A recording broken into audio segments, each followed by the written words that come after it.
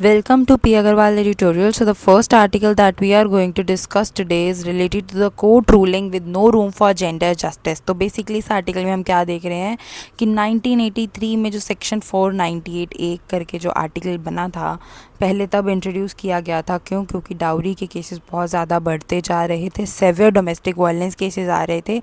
उनको एड्रेस करने के लिए जो वुमेन पे क्रुएलिटी करी जा रही थी हस्बैंड या उनके रिलेटिव्स या फैमिली के द्वारा, किस कारण, डाउरी के रिलेटेड फिज़िकल मेंटल हरासमेंट से, जिससे कि वुमेन मेंटली प्रेशर में आके या उनको ज़बरदस्ती खुद ही मार दिया जा रहा है, उनकी लाइफ को थ्रेट और हेल्थ को। उसके लिए 3 साल की पनिशमेंट और फाइन साथ में लगाया गया था। तो जो सेक्शन 498 है उसके अंडर ये आर्टिकल ये आता है, और अब ये इस वक्त सेक्शन 85 है भारतीय न्याय संहिता का।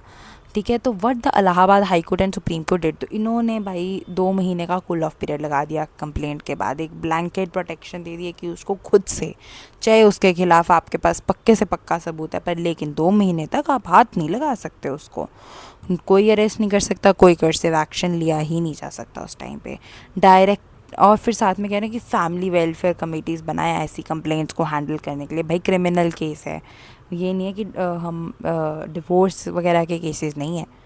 Endorse this order, supreme court ने भी इस ऑर्डर को इंडोर्स किया शिवांगी बंसल वर्सेस साहिब बंसल केस में। कंसर्न्स विद दिस जजमेंट, तो अब इससे क्या हो रहा है, अब इस जजमेंट से हम क्या देख रहे हैं कि क्या कंसर्न्स रेज होते हैं। एक तो सोशल रियलिटी, एक वुमेन को अगर आके डिवोर्स का, या डिवोर्स कह लो, डोमेस्टिक वायलेंस कह लो, या कोई भी ऐसे केस आके बताने पड़ जाए ना, उसी में आधा तो इतने बैरियर्स उसमें पहले लगे होते हैं। पहले तो भाई तुम्हारे लिए आके बोलना, अपने लिए आवाज़ उठाना ही बहुत बड़ी बात है। अब उसने आके इतनी हिम्मत करके बता दिया है, तो वो एक्सपेक्ट कर रही है कि गवर्नमेंट उसे बचाएगी, लॉ उसे बचाएगा, उसको प्रोटेक्शन देगा। पर नहीं, वो 2 मंथ की प्रोटेक्शन दे रहा है एक्यूज को, ताकि उतने में या तो फैमिली प्रेशर डाल के केस वापस ले ले, इनके केसेस कम रहने चाहिए। इसलिए risk to complaint and safety, तो एक्यूज़ तो आराम से 2 महीना अपना ऐश करेगा, और उसमें वो किसी को जिसने आके कंप्लेंट करी है बेचारी औरत ने, उसको परेशान करेगा। डिलेज इन्वेस्टिगेशन, तो पुलिस के जो कोई एक्शन नहीं ले रही है उसको हमने लीगल कर दिया कि हाँ जी कोई बात नहीं, आप नहीं ले रहे हो तो ये तो लीगलाइज्ड है।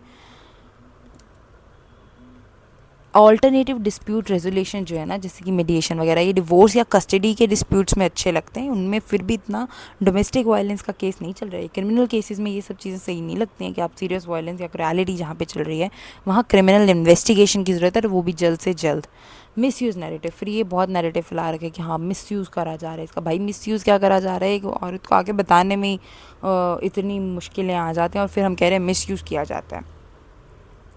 अगर एक भी किसी निर्दोष की इस बीच में, इस मिसयूज नैरेटिव के कारण किसी को जस्टिस नहीं मिला, फिर उसका क्या। Courts and public discourse often claim misuse of section 498A। Past cases रहे प्रीति गुप्ता के केस, जो कोर्ट मेंशन किया कि वो नॉन बोनाफाइड केस था। Sushil Kumar Sharma warned about legal terrorism via misuse, then Anish Kumar guidelines to avoid automatic arrest. Problem क्या है कि कोई कंक्रीट नेशनल वाइड हमारे पास डाटा नहीं है जो बताए कि जो प्रूव करे कि हाँ लार्ज स्केल पर मिसयूज़ चल रहा है। हो सकता है कुछ केसेस में चल भी रहा हो। NCRB 2022 क्या कहती है, 18% कन्विक्शन रेट है, higher than many offences. Low conviction का मतलब ये नहीं है कि misuse, low conviction is not equal to misuse. वो किस कारण है, वीक इन्वेस्टिगेशंस हो सकते हैं, क्योंकि पहले आप 2 महीने का कूल ऑफ पीरियड दे रहे हो, तो वहाँ तक जाते जाते किसके पास क्या है एविडेंस बचेगा क्या नहीं, कितने में क्या चीज़ें, 2 महीने में बहुत होते हैं, उसमें चीज़ें बदल जाती हैं। Social family pressure to withdraw, इतने में तो वही विड्रॉ करने पे मजबूर कर दिया होगा। High proof standard in criminal law. Data and surveys, तो NCRB 2022 क्या कह रहा है, 1,34,506 केसेस रजिस्टर करे गए। NFHS 5 domestic violence is severely under reported. NGO Humsafar cases में राइज है, इसका मतलब है ज़्यादा अवेयरनेस है, ज़्यादा ज़रूरी नहीं है कि ये मिसयूज़ ही है, कोर लीगल प्रिंसिपल वायलेटेड। तो मिसयूज़ ऑफ अ लॉ को हम ये नहीं कह सकते, अगर कुछ परसेंटेज लोग उसको मिसयूज़ कर रहे हैं तो इसका मतलब ये नहीं कि हम उसे ख़त्म ही करते हैं। सुप्रीम कोर्ट का जो एक्शन सेलेक्टिवली सस्पेंड करना एक सेंट्रल क्रिमिनल लॉ को अंडरमाइन करता है विक्टिम की access to justice. Final takeaways की जो रूलिंग है वो लीगल प्रोटेक्शन विक्टिम्स की ऊपर जो क्रुएलिटी हो रही है उसकी लीगल प्रोटेक्शन को वीकन कर रही है, makes them more vulnerable by delaying arrest, risking safety and setting a precedent of selective suspension of criminal provisions. Reviving civic engagement in health governance. तो इस आर्टिकल में हम क्या डिस्कस कर रहे हैं कि हेल्थ एट योर डोरस्टेप। तो तमिलनाडु में कुछ स्कीम जैसे कि मकलई थेडी मरुथवम, कर्नाटका में, इन सब का गोल क्या है कि हम हेल्थ केयर को लोगों के घरों तक पहुंचाएं जिनको स्पेशली नॉन कम्युनिकेबल डिसीजेस हैं। बाकी स्टेट्स में भी ऐसे प्रोग्राम्स चल रहे हैं। क्वेश्चंस क्या रेज करे जा रहे हैं कि as government reaches people's home, are citizens able to engage with and influence health governance? Why citizen engagement matters in health governance?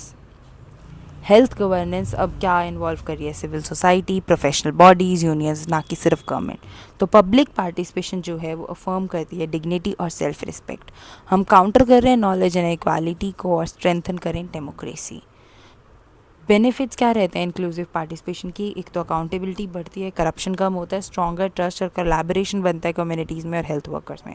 बिना इसके ऑपरेसिवनेस का रिस्क, अनजस्ट हेल्थ सिस्टम्स बढ़ते हैं। प्लेटफॉर्म्स फॉर एंगेजमेंट, तो रूरल में हमारे पास रोगी कल्याण समितिज़ हैं, विलेज हेल्थ सैनिटेशन और न्यूट्रिशन कमेटीज़ हैं, अर्बन में Mahila Arogya samitis, ward committees, NGO led groups intended to include women and marginalize group with local funds. Problem क्या है? कुछ एरियाज़ में not set up at all.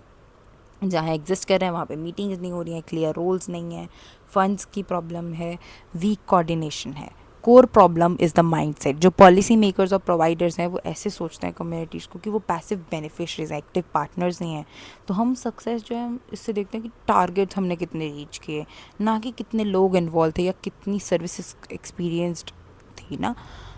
Word beneficiary से ये हो रहा है कि लोग तो ऑब्जेक्ट्स हैं जिनको हेल्प चाहिए, ना कि राइट होल्डर्स है। भाई वही टैक्स दे रहे हैं, उन्हीं का पैसा लग रहा है, हम उन्हीं को उनके ही टैक्स के कारण हम ये सारी सर्विसेज प्रोवाइड कर पा रहे हैं। हेल्थ लीडरशिप जो है वो डॉक्टर से डोमिनेटेड है, जो कि ट्रेंड है वेस्टर्न मेडिसिन में और सीनियरिटी से प्रमोट करे जाके, ना कि पब्लिक हेल्थ स्किल्स हैं उनमें। जो पब्लिक इंगेजमेंट है वो रेयर है, इवन तो national health mission calls up for bottom up planning. Why resistance matters? Concerns from health officials, ज़्यादा वर्कलोड हो जाता है, उनको लगता है अकाउंटेबिलिटी का प्रेशर आ जाता है, डोमिनेशन का रिस्क बढ़ जाता है, lack of level playing field in discussions. तो बिना फंक्शनल एंगेजमेंट स्पेसिस के सिटीजन्स क्या होते हैं? प्रोटेस्ट की तरफ चले जाते हैं, मीडिया कैंपेन्स कर रहे हैं, लीगल एक्शन कर रहे हैं। Shift we need to change the mind set. तो कम्युनिटीज़ जो है वो पार्टनर्स की तरह देखें, ना कि just means to reach the programme targets. हम रिस्पेक्ट करें लोगों की एजेंसी और dignity. Two pronged approach, empower करें हम कम्युनिटीज़ को, अवेयरनेस स्प्रेड करें हेल्थ राइट्स के बारे में, गवर्नेंस फॉरेंस के बारे में, टीच करें सिविक अवेयरनेस अर्ली। इंटेंशनली हम लोगों तक पहुँचें, नॉलेज दें, टूल सिखाएं उन्हें और रिसोर्सेज दें पार्टिसिपेट करने के लिए। सेंसिटाइज हेल्थ सिस्टम एक्टर्स, तो हम लो अवेयरनेस को पहले तो ये कह के ब्लेम करना छोड़े लोगों को कि उन्हें हेल्थ सर्विसेज के लिए नहीं मिल पा रही है क्योंकि लो अवेयरनेस है। हम रिकोगनाइज़ करें स्ट्रक्चरल बैरियर जैसे कि पॉवर्टी, डिस्क्रिमिनेशन, डिस्टेंस, कोलैबोरेट करें कम्युनिटीज़ के साथ to address the root cause. Final messages कि bringing health care to peoples home is good, but बिना एक्टिव सिटीजन पार्टिसिपेशन के ये सारे प्रोग्राम्स रिस्क पे हैं being top down and disconnected. Engagement platforms must be functional, inclusive and meaningful to truly empower health systems. That's all for the articles today. Thank you.